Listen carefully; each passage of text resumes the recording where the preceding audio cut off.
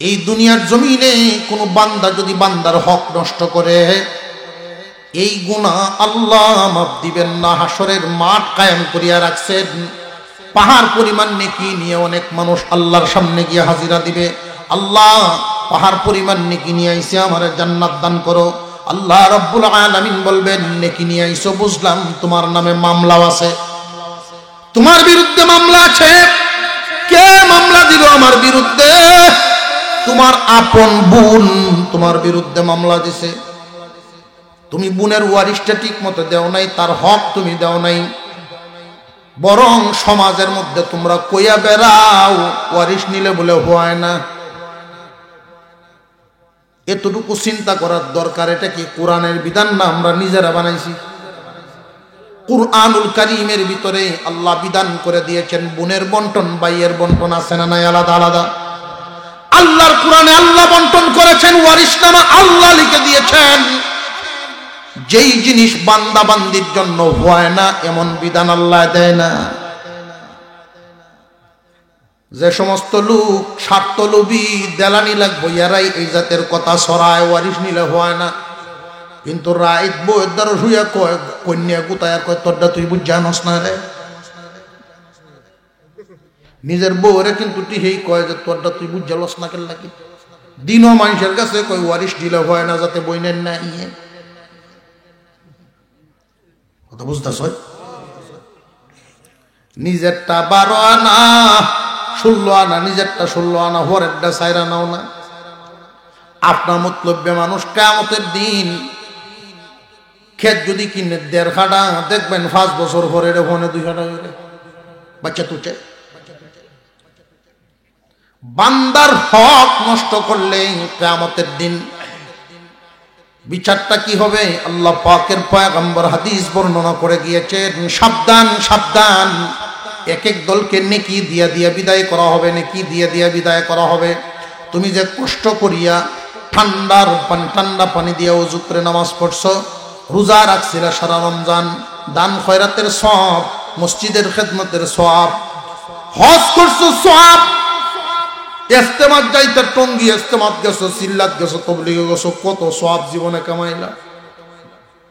এই সমস্ত সওয়াব বান্দা বান্দীদেরকে বন্টন করে দেওয়া হইব।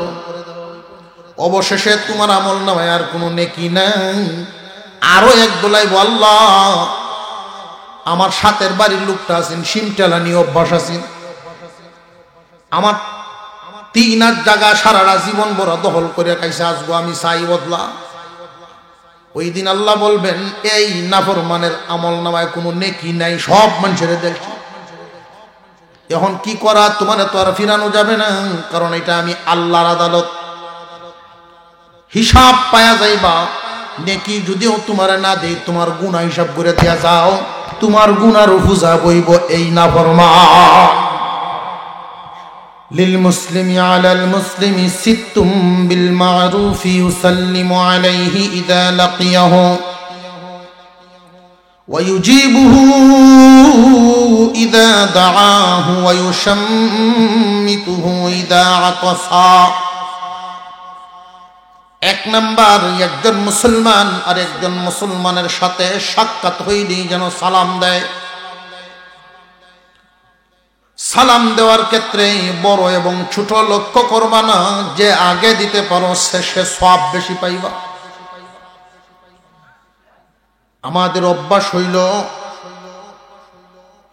সাদা দাড়িওয়ালায় মুরব্বী মনে করেন কাঁচা দাড়িওয়ালায় আমারে দেখ, কাঁচা দাড়িওয়ালায় মনে করে যার দাড়ি নাই হে আমারে দেখ। এখন ঠিক না বেটি? আমার এক লোকে ফোন দিয়ে জিজ্ঞাসেন, হুজুর আমার বউরে কি আমি সালাম দিতাম? কি এই সমস্যাটা কি কহেন? আমার শুধু কতটুকু ভুল ধারণা মানুষের ভিতরে লালন করে। সন্তানদেরকে যদি জিজ্ঞাসা করা হয়, তোমরা তোমাদের মা বাবাকে সালাম দেওনি? না হুজুর শরম করে। শরম তো করবই, শরম যে বাঙ্গাইছে না। মা বাবার উচিত সন্তানকে আগে সালাম দেওয়া। মাতা পিতার উচিত হলো সন্তানকে সালাম দেওয়া। এই যে ছোট ছোট কয়েকটা কাজ খুব গুরুত্বপূর্ণ কাজ। সুলাইমান আলাইহিস সালামের সাথে যখন রানী বিলকিসের সাক্ষাৎ হয়েছিল, সুলাইমান আলাইহিস সালাম একটা পরীক্ষা নিয়েছিলেন, রানী বিলকিস পরীক্ষায় ফাঁস। আল্লাহর পয়গম্বর চিন্তায় পড়ে গিয়েছিলেন, মনে মনে ভাবতেছিলেন এমন একজন বিচক্ষণ মহিলা, এত মেধাবিনী মহিলা কেমনে সূর্যের পূজা করলো, আল্লাহ চিনল না কেন? ভাবতেছিলেন মনে মনে। আল্লাহ পাক রব্বুল আলামিন জানায় দিলেন, পয়গম্বর এই মহিলার জন্ম হয়েছে সূর্য পূজারীর ঘরে, বেড়ে উঠেছে সূর্য পূজারীর ঘরে, পরিবেশে তাকে সূর্য পূজারী বানাইছে। পরিবেশ মারাত্মক এক জিনিস, খুব গুরুত্বপূর্ণ ব্যাপার। আপনার ঘরে যা দেখবে আপনার সন্তানরা তা শিখবে। সন্তান জীবনে কোনোদিন দস্তরখান দেখে নাই, বাবায় দস্তরখান বিছায় খানা খায় না, সন্তান চিনব নি জীবনে? ওই কিতাব পড়িয়া চিনতে হবে, তবলিগ গিয়ে চিনতে হইব, যখন দাঁত করে দেব। আমি আমার বাস্তব একটা অভিজ্ঞতা বলি। দস্তরখান বিছায় টুপি মাথায় দেয় তো মুন্সি বেটানের খাওয়া, তাড়াহুড়া করে বসে গেলাম, টুপিটা নিতে মনে নাই। 5 বছরের মেয়ে আমার ওই টুপি লই আইছে। সে তো দেখে মাঝে মাঝে যে আমি টুপি মাথায় দেবই, বুঝতে পারছে বাবার টুপিটার অভাব। ওই দিন এই আয়াত আমার পরিপূর্ণ বুঝে চলে আসছে, পরিবেশ কত বড় গুরুত্বপূর্ণ ভূমিকা রাখে। আপনার ঘরের পরিবেশটা আপনি ঠিক করেন। বিবি যদি স্বামীকে সালাম দেয়, স্বামী যদি স্ত্রীকে সালাম দেয়, সন্তানাদি মা বাবাকে, মা বাবা সন্তানাদিকে, অর্থাৎ যেই ঘরের ভিতরে সালাম ঢুকে যায়, খবিস জিন জিন্নাত শয়তান ওই ঘরে বসবাস করতে পারে না। আব্দুল্লাহ ইবনে ওমর রাদিয়াল্লাহু তাআলা আনহু থেকে বর্ণিত, কোন মানুষ যদি দৈনিক 20টা সালামের আমল করতে পারে, গনে গনে 20টা সালামের আমল, এই রাতে অথবা দিনে যদি লোকটা মারা যায়, আল্লাহ শহীদের সওয়াব দিয়ে হাসরে উঠাইবে। শহীদের সওয়াব দিয়ে হাসরে উঠাইবেন 20টা সালাম। খুব কঠিন কাজ না, মোটামুটি সহজ কাজ। একজন মুসলমান আর একজন মুসলমানকে সাক্ষাৎ হইলেই সালাম দেওয়া। যেই ব্যক্তি আগে সালাম দেয় তার জন্য আল্লাহর পক্ষ থেকে পুরস্কার হলো 2টা। একটা হলো নেকি বেশি হয়, 2 নাম্বার তার দিলটা অহংকার মুক্ত হয়। 1 নাম্বার গেল সালাম, 2 নাম্বার ওয়ায়াউ লিল মুসলিমি আলাল মুসলিমি সিত্তুম বিল মারুফ ইউসাল্লিমু আলাইহি ইযা লাকিয়াহু ওয়া ইউজিবুহু ইযা দাআহু। মুসলমানের ডাকে মুসলমান যেন সাড়া দেয়। একজন মুসলমান আর একজন মুসলমানের কাছে যদি কোনো সাহায্যের ডাক দেয়, ডাকে যেন সাড়া দেয়। এটা মুসলমানের কাছে পাওনা, যেটাকে সহজ ভাষায় আমরা বলি একরামুল মুসলিমিন। একজন মুসলমান আর একজন মুসলমানের ডাকে সাড়া দিবে। এই ডাকটা কথার সাহায্যের জন্য হতে পারে, কাজের সাহায্যের জন্য হতে পারে, অর্থের সাহায্যের জন্য হতে পারে। একজন মুসলমান আর একজন মুসলমানের কাছে সাহায্যের জন্য যদি আবদার করে, সামর্থ্য অনুযায়ী যেন ডাকের সাড়া দেয়।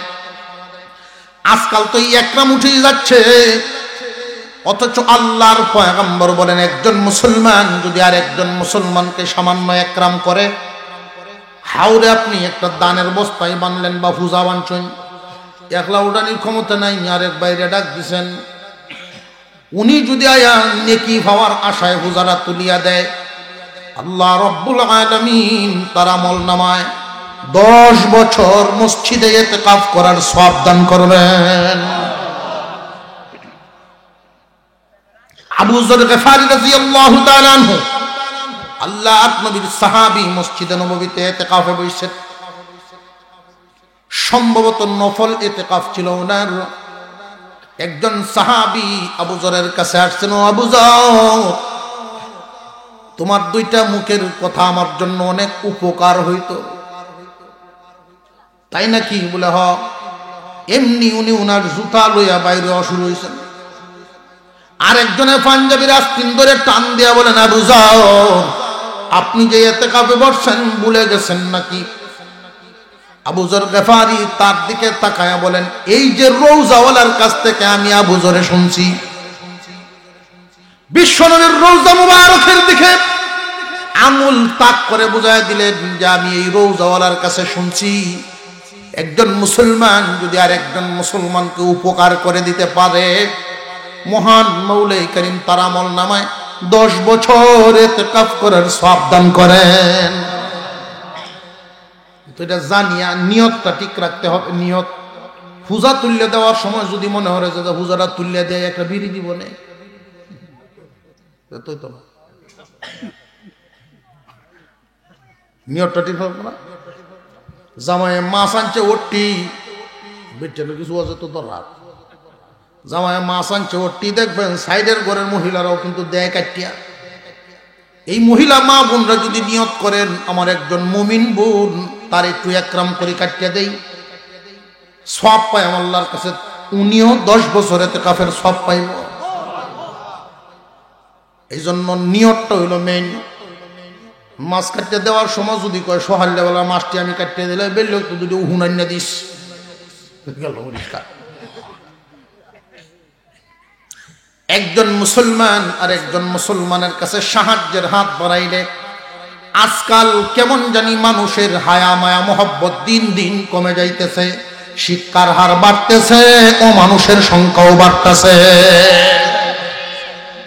মানুষ শুধু শিক্ষিত হইলেই মানুষ হয় না,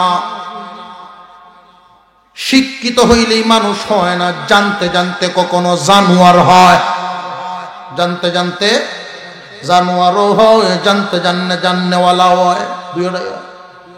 মনুষ্যত্বা খুব গুরুত্বপূর্ণ ব্যাপার। আল্লাহ পাক রব্বুল আলামিন কুরআনুল কারীমের ভিতরে আয়াত নাযিল করেছেন, মানযাল্লাযী ইউকরিদুল্লাহ কারদান হাসানা ফায়ুযাইফাহু লাহু আদআফান কাসীরা। এমন কি কেউ আছনি আল্লাহকে কর্জায় হাসানা দিবা, আল্লাহরে কর্জা দিবা, এমন কি কেউ আছনি? যে আল্লাহরে কর্জা দেওয়ান কেমনে? যে একজন মুমিন যদি বেশবাদ করিয়া কর্জা চায়, কোন মুসলমান যদি আরেকজন মুসলমানের কাছে কর্জা চায়, এটাই আল্লাহরে দেওয়া।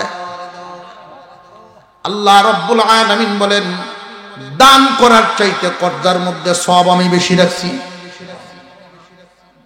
5000 টাকা যদি একজন মানুষে কর্জা দেয়, আল্লাহ নিজে বলেন আমি বাড়াইতে বাড়াইতে অনেক বেশি পরিমাণ ফিরাইয়া দেই। মুফাসসিরিনে কেরাম বলেন, কেউ যদি 5000 কর্জা দেন, 10,000 টাকা দান করার সওয়াব পাওয়া যায়। 5000 কর্জা দিলে 10,000 দান করার সওয়াব পাওয়া যায়। এই 10,000 টাকা যে সওয়াব পাইলেন, 5000 দিলেন, একটা তারিখ তো আছে, এই শুক্রবারে নিলা, আগামী শুক্রবারে দেয়া যাইবা। এই পরের শুক্রবারে বান্দা যদি আইসা হাজির হয়, ভাই আমি তো বাউ করতাম পারছি না, আমার আর কয়টা দিন বাড়ায়া দেন। এই যে দিন বাড়ায়া দিলেন, প্রতিদিন 10,000 দান করার সব, প্রতিদিন 10,000 দান করার সব। আর একটু জোরে কর না। কিন্তু আমরা চরিত্র এতটা নিম্নে নামছে, বেশাবাদ ফরিয়া কেউটেন যদি একটু হাত পাতে এমন এক বাপ দেখাইব, তারে আরো দেয়ানি লাগে, তারে আরো দেয়ানি লাগে। ঠিক না বে? ঠিক। যদি তার কাছে গিয়া যদি বলা হয় যে আমার 22,000 টাকা দরকার, খুব বিপদে উঠছি, তাহলে কর্জা দেও, সে যে তার অসুবিধা দেখাইব, তারে আরো দেয়ানি লাগে হিসাবে। আচ্ছা, যেহেতু বাউ করতেই পারছি না, কি করণ যাবো, হেই নাজায়েজ হতো যাওয়ান লাগবো, বুঝলি না? নাজায়েজ হতো যেই বুঝ যাচ্ছে যে না এটা তো নাজায়েজ হতো যাইবো গা, কাস্টমারটা ছাড়ে না, কাস্টমারটা ছাড়ে না। কই যদি এই বাই গিয়ে আমার একজনের কটাতে আছে, এর হতা কয় না, হে যে গু খায় এটা কয় না। কারণ হয়তো আগের কাতারের মুসল্লি ও মসজিদ কমিটির সদস্য আছে না নাই, এবারে কয়েছে সভাপতি আছে, বহু সভাপতি আছে, বহু সভাপতি আছে এই কামটি করতেছে। অথচ তুমি সুদ খাইলে কয়টা খাইবা? সামান্য কিছু। আর যদি কর্জা দিতা তাহলে কি পরিমাণ দান করার সব পাই। মানুষ দুনিয়ার মুখে দুনিয়ামুখী হইয়া অন্ধ হয়ে যাচ্ছে, আখিরাতের কোনো ফিকিরেই নেই। আর আমরা নীতি আদর্শ কিছু কমছে। নীতি আদর্শ, আমাদের নীতি আদর্শ কথা কাজে কোনো ঠিক নেই। যদি কয় 10,000 টাকা গুরান দেয়াইতাছি, এই যে গুরান যে শুরু হয় কয়েক বছরে গুরান শেষ হয় না।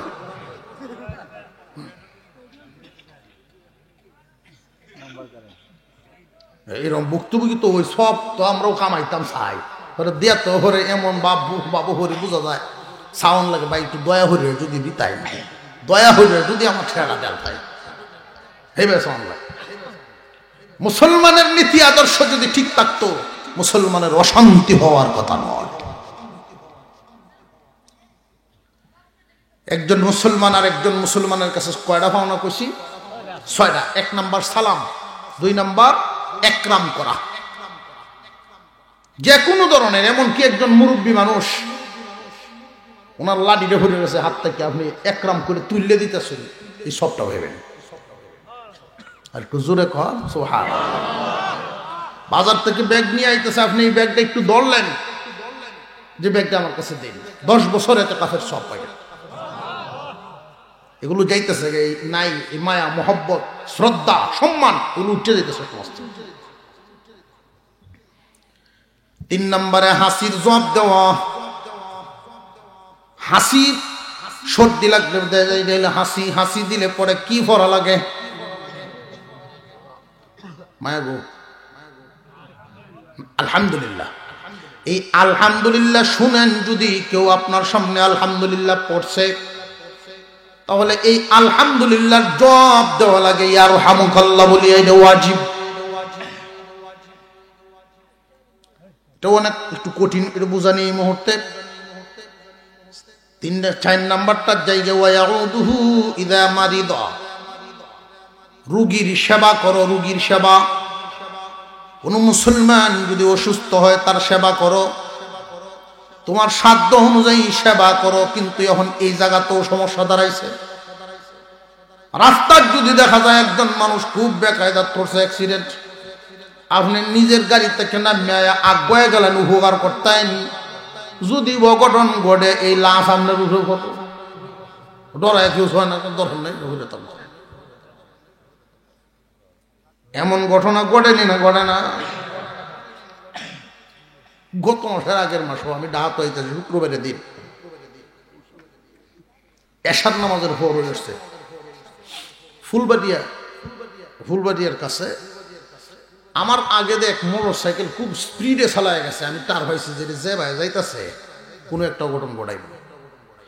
যেই কথা সেই কাছে এক মহিলার ট্যাঙ্ক ভেঙে রাস্তা তুলে রয়েছে, আর মানুষ শিক্ষার ফাক্কার করে আইতার দল হইতে চায়, মারিয়ালছে রে মারিয়ালছে, বাড়ির রাস্তার সাথে যখন বাড়ি ঘর, তখন পিছন থেকে গাড়ি ডাইনে করছি, গাড়িটা থামা একটু লোকের দেখি, যদি কোনো গাড়ি ঘোড়ার এই মুহূর্তে ইমার্জেন্সি প্রয়োজন হয় আমারটা দেওয়াটা দিবা দরকার। এই নিয়তে খারইছি, যেই খারো খালি রুগীরা দেখতাম আইসি। এখন আর 2-3 জন করতে হুন্ডারটা আছে, এই প্রাইভেট কারটা মনে হয় এটা আটকা, আমারটা তো দাদা আটকা আলতা যাবো। এখন একজনে কয়েকটা প্রাইভেট কার আটকা, যদি আর 2 জনকে বাড়ি ফেলা দেব। আমি এত আশ্চর্য হইলাম যে মানুষ কতটুকু হুজুকি, মানুষ উপকার পাইতে গিয়েও এটা যোগ্যতা হারায় ফেলায় মানুষের। এরপরেও যে এটা নীতিটা ছেড়ে দিবেন তা নয়, রুগীর সেবা করা। আমরা অনেক সময় যদি গড়ে কোনো গর্ভবতী মানুষ থাকে, দাদি নানি বা মা বাপ অসুস্থ হয়, নিজেদের কাছে পূজা মনে হয়, মাদ্রাসকে খতম পড়াই করে না। রুগী খুব কষ্ট হচ্ছে, একটা খতম করে দেবেন না। আপনার সামর্থ্য অনুযায়ী সেবা করিয়া যান। যদি সেবা করতে পারেন, এক এক দিন রুগীর সেবার বিনিময়ে স্বর্ণের একটা বিল্ডিং তৈরি হয়। কোন জায়গা? জান্নাতে। রোগীর সেবার মধ্যে ফায়দা আছে। তোমার ঘরে যদি এরকম রোগী থাকে, বান্দারে আল্লাহ তোমার বিপদে ফেলান নাই কোন স্থায়ী জিন্দিগিতে, সাকরি দিয়া তোমার জন্য জান্নাতের ভিতরে বেতনের ব্যবস্থা। 5 নাম্বার, ওয়ায়াত্তাবিউ জানাজাতাহু ইদা মাতা, মুসলমান মারা গেলে তার জানাজায় শামিল হওয়া। একজন মুসলমান আর একজন মুসলমানের জানাজায় যদি শামিল হয়, তার 1 রাত সওয়াব দেওয়া হয় যদি আল্লাহকে খুশি করার জন্য যায়। 1 রাত সম পরিমাণ উহুদ পাহাড়, 3 মাইল প্রশস্ত, 8 মাইল লম্বা। সুবহানাল্লাহ বলতেন না? বিশাল লম্বা পাহাড়। এই পাহাড় সম পরিমাণ সওয়াব তাকে দেওয়া হবে। আর যদি উদ্দেশ্য থাকে যে অমুক মারা গেছে, জানাজার যাই, ইলেকশন আইতাছে, না এইখানে জানাজাত গেলে মানুষের সাথে দেওয়া হইব, সামনে যেহেতু নির্বাচন, তাহলে তো যাওয়ান লাগেই। এই নিয়তে যদি আইয়ে সব পাইতো না। কথা বুঝে আসতেছে? কোন মানুষ যদি দাফন কাফনে শামিল হয়, তারও 1 রাত দেওয়া হয়। দাফন কাফন বলতে কেউ মাটি কাটতে দিল, কবর কুঁদতে দিল, কেউ বাষ্টি টুমায় দিল, কেউ গরম পানি করিয়া দিল। উদ্দেশ্য থাকতে হবে আল্লাহকে খুশি করা, 1 রাত সওয়াবের মালিক হইবা। এখন যদি কবর কুঁদতে থাকে আর নিয়ত করে যান, দাফনের মানুষ কোন দিন খাওয়াই বলি? বরং গুরুস্থান গুরহুদার মানুষ যদি খাওয়ানির লাগিন দাওয়াত দেয়, তুমি যাইও না। এতে যদি সে গুসা হয়, ওই তোমার সবটা তো ঠিক রইল। আর এতে করে একটা বেদাত দুনিয়ার থেকে উঠতে গেল। আমরা এটা বেদাতে পরিণত হয়ে গেছে। কুদাল বলে কান্দ তোলা মানি লাগে, মুর্দার কান্দ বলে এই 8টা-9টা কুদাল লয়ে ঘুরবো।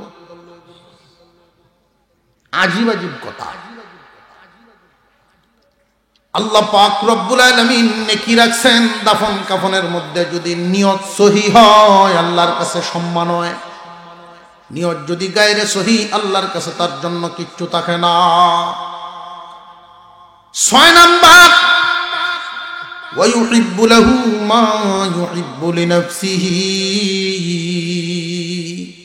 মুসলমান নিজের জন্য যেটা পছন্দ করো, আর এক ভাইয়ের জন্য এটাই পছন্দ করো। নিজের জন্য যেটা পছন্দ করো, আরেকজনের জন্য এটাই পছন্দ করবা। অর্থাৎ নিজেরটা 16 আনা, আরেকজনেরটা 3 আনা। বিষয়টা যেন এমন না হয় নিজেরটাও 16 আনা, আরেকজনেরটাও 16 আনাই রাখবা। কিয়ামতের কঠিন ময়দানে অনেক মানুষ বিপদে পড়ে যাবে বান্দার হক ঠকাঠকির কারণে। এই দুনিয়াতে টাকা কামানো যেমন কঠিন, টাকা হেফাজত করা আরো বেশি কঠিন। নেকি কামানো যত কঠিন, নেকি হেফাজত করাও আরো কঠিন। কিয়ামতের কঠিন ময়দানে একদল মানুষ পাহাড় পরিমাণ নেকি নিয়ে আল্লাহর সামনে যাবে, কিন্তু একটা নেকিও নিজে বুক করতে পারবে না। বদামলের কারণে অন্যরা নিয়ে যাবে। বান্দার হক আর আল্লাহর হক দুইটা দুই। কোনো মানুষ যদি আল্লাহর হক নষ্ট করে, আল্লাহর হুকুম অমান্য করে, তওবা করলে চোখের পানি ছেড়ে দিয়ে যদি তওবা করে বলল, শয়তানের দুখায় পড়ে অন্যায় করে ফেলেছি, মাফ করে দাও, আল্লাহর যদি দয়া হয় সে মাফ পাবে। কিন্তু বান্দার হক যদি বান্দায় নষ্ট করে, আল্লাহ সহ্য করেন না। বান্দার হক নষ্ট করিয়া যদি আল্লাহর কাছে মাফ চায়, আল্লাহ মাফ দিবেন না। কিয়ামতের কঠিন ময়দানে আল্লাহ পাক রব্বুল আলামিন আদালত খাড়া করবেন, উনি নিজে হাকিম হবেন। আল্লাহু আকবার বলেন। আল্লাহ রব্বুল আলামিন জানায় দিয়েছেন এক আয়াতের মধ্যে, আলাইসাল্লাহু বিআহকামিল হাকিমিন। আল্লাহ কি হাকিমদের হাকিম নন? আল্লাহ কি হাকিমদের হাকিম নন? বিচারকদের বিচারক নন? এই দুনিয়ার জমিনে বিচারক 2 প্রকার। এক প্রকার বিচারক হইল আপোষ মীমাংসা, শারীরিক বৈঠক, পল্লীগ্রামে যারা মায়মাতবর, এরাও কিন্তু হাকিম।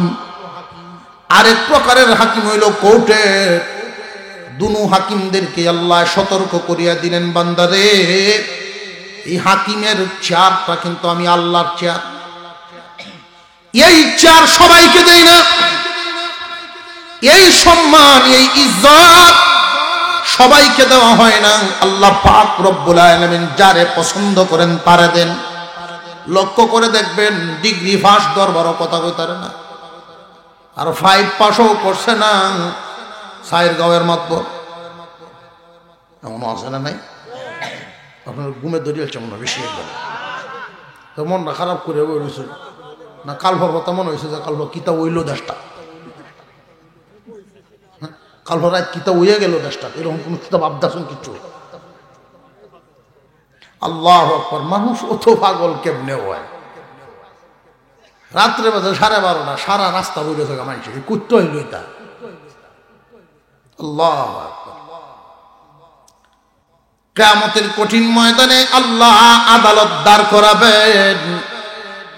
এই দুনিয়ার জমিনে অনেক মানুষ সঠিক বিচার পায় না, বহুত নিরপরাধ বছরের পর বছর জেলখানায় থাকে, আছে না নাই? গত বছরের একটা পত্রিকার খবর পায়া আমি নিজেই বড় আফসোস করছি। একজন মহিলা 29 বছর জেল কাটার উপরে বাইরেছে।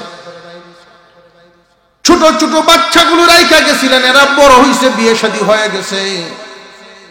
29 বছর পরে খবর নিয়ে দেখা গেল যেই মামলায় ওনারে সাজারা দেওয়া হইছে, যারে মার্ডার করার কারণে ওনারা সাজা দেওয়া হয়েছে, লোকটা বাচ্চা রয়েছে।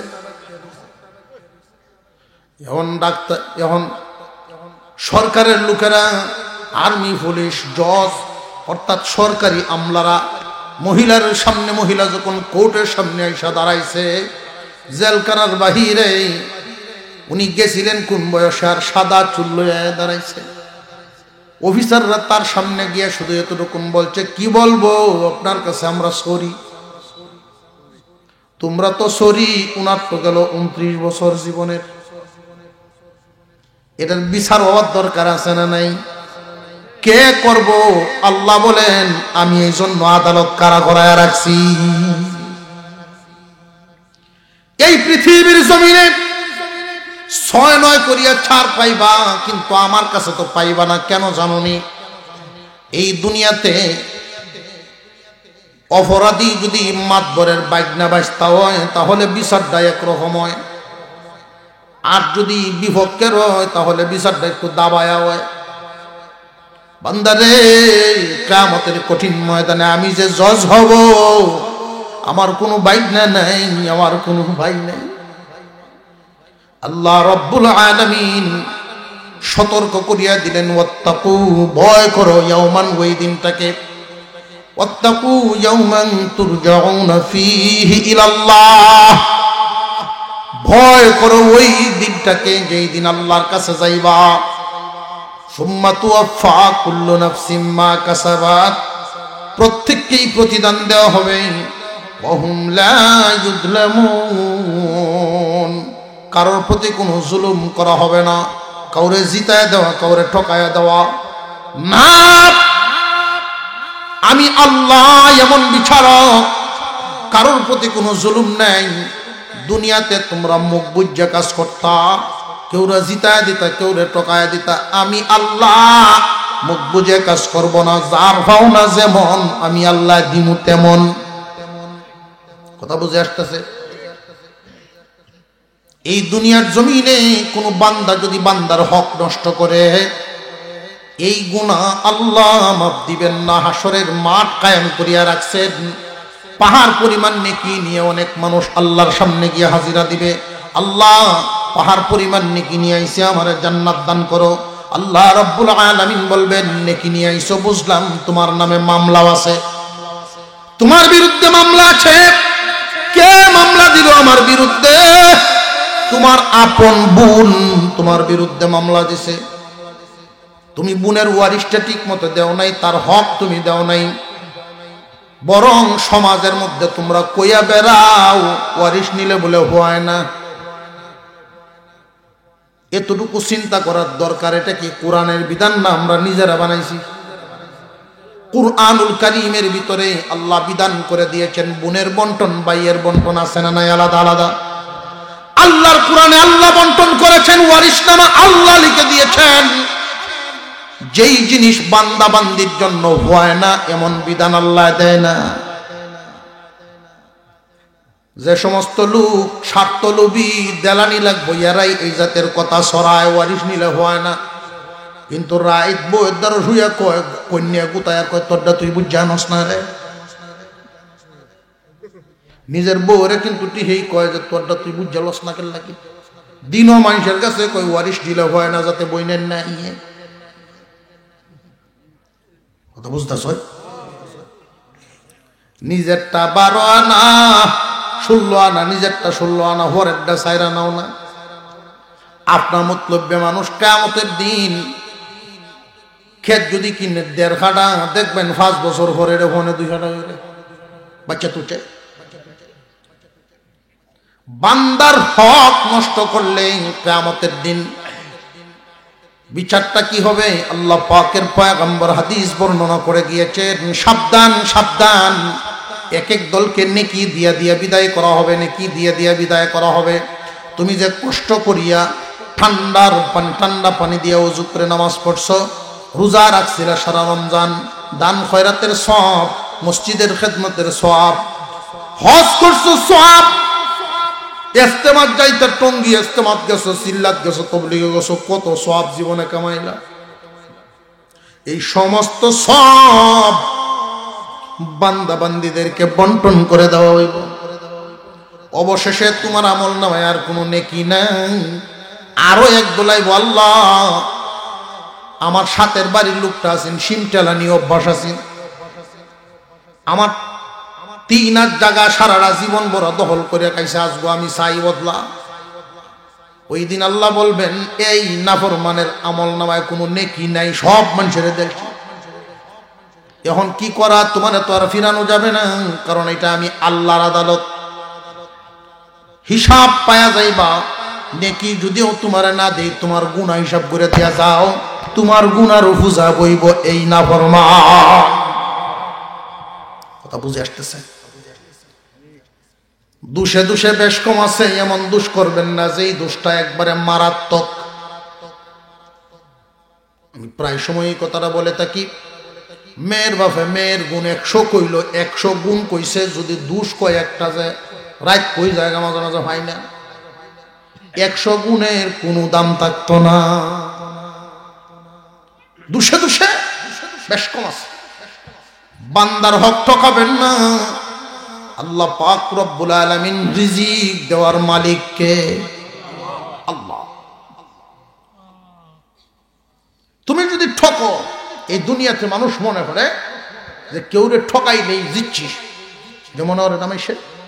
আহা, আল্লাহ আমাদেরকে সহি বুঝদান করে বলুন আমিন। ঠকাইলে জিতা যায় না, চরম ভাবে ঠকা লাগে।